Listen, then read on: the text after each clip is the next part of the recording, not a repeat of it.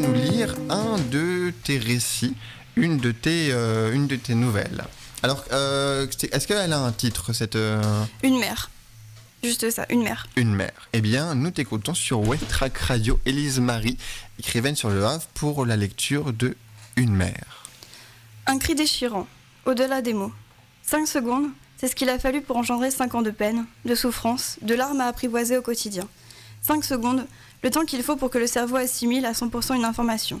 C'est aussi le temps suffisant pour mourir. La journée était belle, comme si le temps semblait la narguer.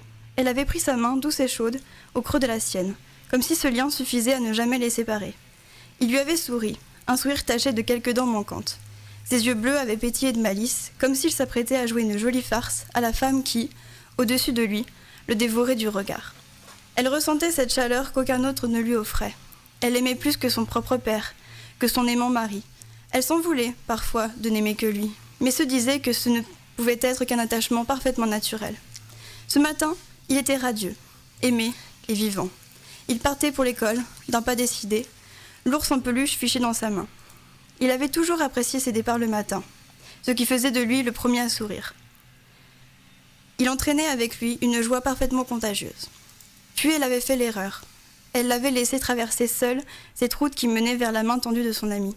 Quelques mètres, quelques secondes, un éclair bleu, puis plus rien.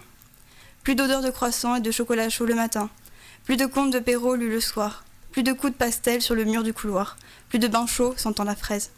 Ces photos que l'on garde sur les étagères de peur de l'oublier, qui sont autant de coups de poignard lancés à chaque passage, qui sont les témoins d'un temps passé, d'un temps qui s'écoule à l'envers dans un monde où les enfants meurent avant leurs parents. Cette sensation d'étouffement le matin, lorsqu'on se souvient que la vie est une garce qui se joue de nous. Et cette culpabilité à chaque instant qui nous ronge, nous plonge dans une haine farouche envers notre propre personne.